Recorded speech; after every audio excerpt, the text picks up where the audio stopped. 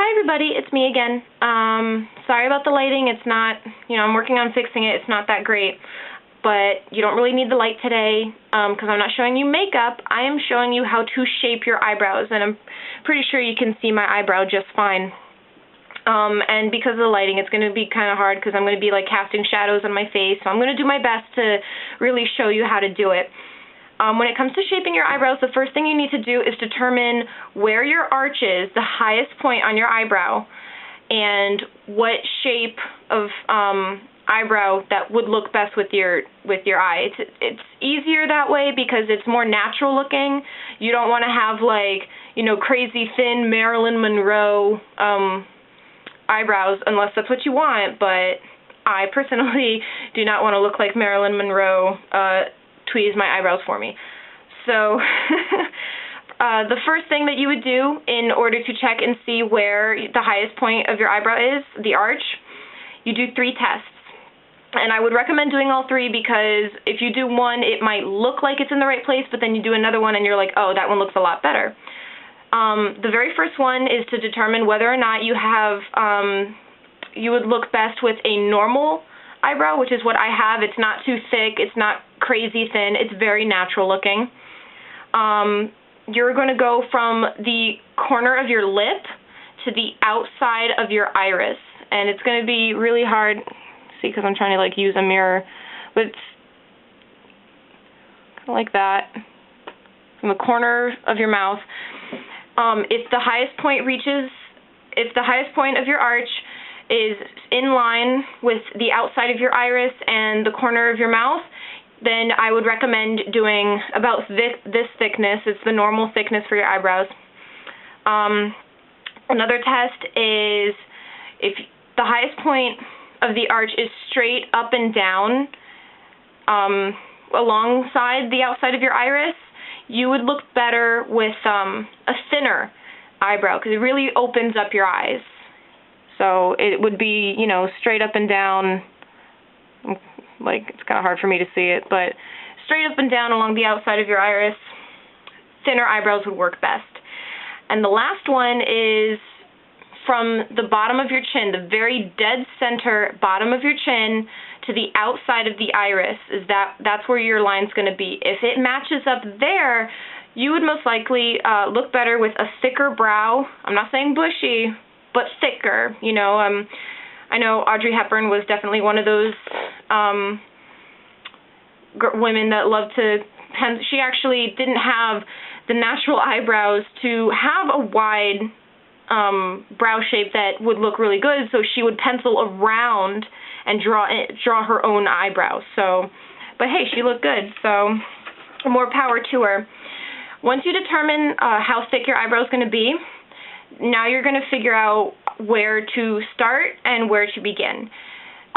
Rule of thumb is from the outside nostril, this side of your nostril, straight up and down.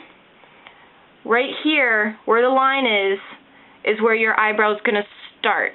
If it goes a little over, obviously you got to tweeze the hell out of it, like I do. Mine is literally like, I probably had a partial uni at some point. I have no idea, but I never let it get that bad. And then to figure out where it ends, from the outside of your outside nostril to the corner of your eye, right here, put that line. Wherever it ends here, that's where your eyebrow should end.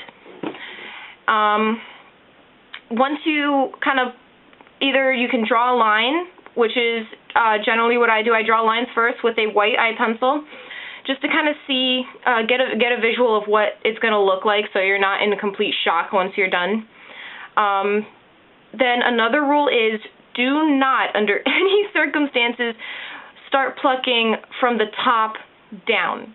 It'll completely change the shape of your eye if you're not careful, and if you start from the bottom and go up, it opens your eyes and it really makes you look more alive. So, I mean, you can, by all means, shape it to, or like a smoother line if you have really bushy brows, but don't go any lower than where the natural line should be, okay? And then you just take your tweezers and you pluck, pluck, pluck, pluck, and it's you know, use the pencil to line so that you know where you're going. I know that for me personally, I had very thick brows that went down to like here, which was really gross. So I really just like, I didn't even use the pencil. I just tweezed. I remember the first time I did it, it was an interesting experience. It came out fine, but it really hurt. So before you start, I would either say use like Orajel tooth, like pain reliever. You can put that on your eyebrow and it numbs the skin, or you can go old-fashioned and use ice. Ice will work just fine. It's cold and wet. So the Orajel pain reliever works really well. It numbs the skin. Okay, and if you follow those steps, it's really easy. You don't need, whether you pluck, thread, or wax, it'll come out looking great. I mean, if you think mine look good, then that's the method I used. And that's pretty much it for today. I haven't been really posting a lot of videos lately.